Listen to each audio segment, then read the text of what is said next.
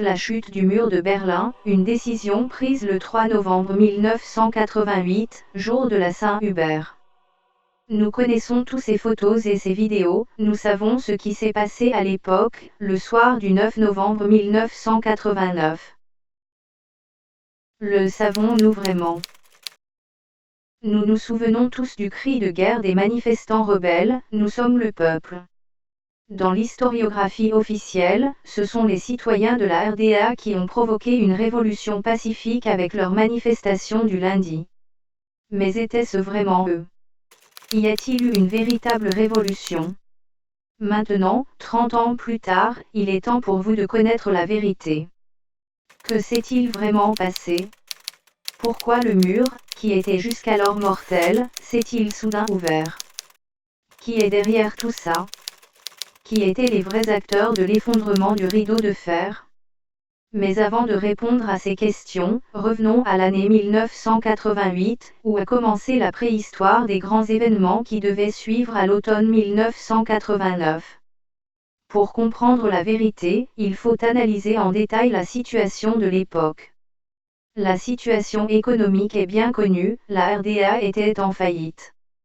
L'économie planifiée socialiste n'était pas en mesure de contrôler efficacement des processus économiques complexes. La situation a été aggravée par la course aux armements avec l'OTAN, à laquelle le bloc de l'Est n'a pas pu faire face financièrement. La menace d'un effondrement économique a été écartée avec succès pendant de nombreuses années grâce à l'action habile du principal acheteur de devises de la RDA, le colonel Alexander Chalk-Golodkowski de la Stasi. Chalk-Golodkowski était si important qu'il informait directement le ministre de l'économie de la RDA Günther Mittag et le chef de l'État et le chef du parti Erich Honecker. Examinons maintenant de plus près la situation politique et militaire intérieure de la RDA, aussi faible que soit l'économie est-allemande, l'efficacité de toutes les unités militaires et paramilitaires ainsi que de la police a toujours eu la priorité absolue. Jusqu'à la dernière minute de son existence, la machine de la RDA disposait de structures puissantes et très efficaces pour étouffer toute résistance politique dans l'œuf.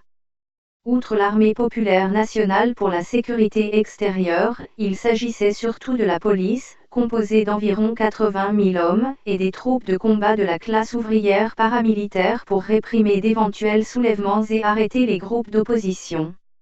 Les groupes de combat avaient une force d'environ 150 000 hommes et auraient pu arrêter immédiatement toute manifestation à n'importe quel endroit de la RDA. Il est bien connu que les dirigeants de la RDA n'ont pas craint la violence. Par exemple, au moins 140 personnes ont été abattues au mur simplement parce qu'elles voulaient quitter le pays. Dans ces cas, il n'y avait pas d'opposition ou de menace pour l'État. Pourquoi alors les milliers de soldats de l'armée populaire nationale, NVA, les troupes de combat et la police sont-ils restés dans leurs casernes à l'automne 1989 alors que la survie du système était vraiment en jeu? La réponse à cette question a été trouvée dans les informations d'un document secret, qui était disponible en août 2016 pendant quelques semaines seulement sur un site polonais. Cependant, plus aucune trace de son auteur, qui pourrait être un employé du gouvernement allemand, ni de la source du document, qui était indiqué sous le nom d'un « journal intime d'un ancien politicien allemand célèbre ». Il s'agirait du journal intime de l'ex-membre du Politburo Schabowski qui a annoncé l'ouverture du mur le soir du 9 novembre 1989. Ce n'est pas une coïncidence, comme nous le savons maintenant. Après la mort de Schabowski en 2015, il se trouverait alors que divers documents et fichiers personnels du politicien ont été perdus. Ils ne sont pas réapparus depuis, mais il est probable que les textes ainsi que des photocopies noir et blanc publiées en 2016 puis subitement disparues en seraient extraites. L'existence d'un tel journal est toujours niée par la chancellerie fédérale, même après demande. Suivant cette source, Schabowski aurait mentionné dans son journal une réunion officieuse de plusieurs représentants de haut rang du Conseil des ministres et du Politburo de la RDA ainsi que d'autres dirigeants de la RDA le jeudi 3 novembre 1988, au cours de laquelle des plans secrets ont été élaborés pour empêcher à tout prix un effondrement ignominieux de l'appareil d'État de la RDA. Parmi les participants les plus importants à cette rencontre, on compte, outre Schabowski, Egon Krenz, secrétaire général du CED, Gérard Scheuret, chef de la commission d'État pour la planification, Ernst Höfner, ministre des Finances, et même Eric Mielck, ministre de la Sécurité d'État, et Heinz Kessler, ministre de la Défense nationale.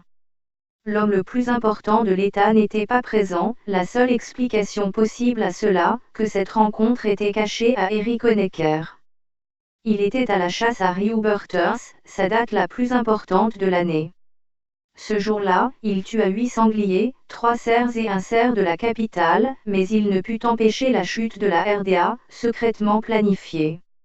Le contenu de cette réunion secrète aurait pu être le suivant: le ministre des Finances et le chef de la commission de planification ont déclaré que la RDA est maintenant confrontée à une faillite financière définitive. Ce dernier pourrait être retardé de 12 mois au maximum. Le ministre de l'économie, pour sa part, se serait alors vu incapable d'agir pour tirer davantage profit des entreprises d'État en difficulté tant qu'il n'y avait pas d'argent à investir. Kessler et Mielck, responsables de la défense et de la sécurité de l'État, ont également déclaré qu'ils pouvaient laisser l'armée marcher, mais qu'ils ne pouvaient pas collecter de fonds. Dans cette situation presque désespérée, Schabowski avait un plan. Dans le document, on pouvait lire: avant de voir la RDA s'effondrer toute seule et de nous voir comme des ratés, laissons les autres le faire à notre place. Même Mielck se serait alors immédiatement enthousiasmé pour cette idée, comme le montre une photo d'une page du journal intime, également publiée sur le site. Oui, nous devons remuer les masses pour qu'elles fassent tomber la RDA avant qu'elle ne s'effondre d'elle-même. Et ensuite les impérialistes de l'Ouest devraient s'occuper de tous les problèmes. Dans les mois qui ont suivi, un travail intensif a été effectué sur la mise en œuvre des plans secrets. Le ministère de la Sécurité d'État a joué un rôle particulier à cet égard. Ses employés ont réussi à faire sortir les citoyens de la RDA de la clandestinité, sans que le public ne s'en aperçoive. Le général de la Stasi de Leipzig, Wolfgang Umitsch, a connu un succès particulier à cet égard.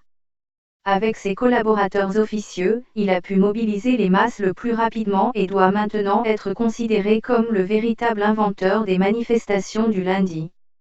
Pour ses services exceptionnels dans la prévention de la faillite de la RDA, il a reçu de son patron Eric Mielck l'Ordre du Mérite du ministère de la Sécurité d'État le 6 novembre 1989, quelques jours seulement avant l'ouverture de la frontière.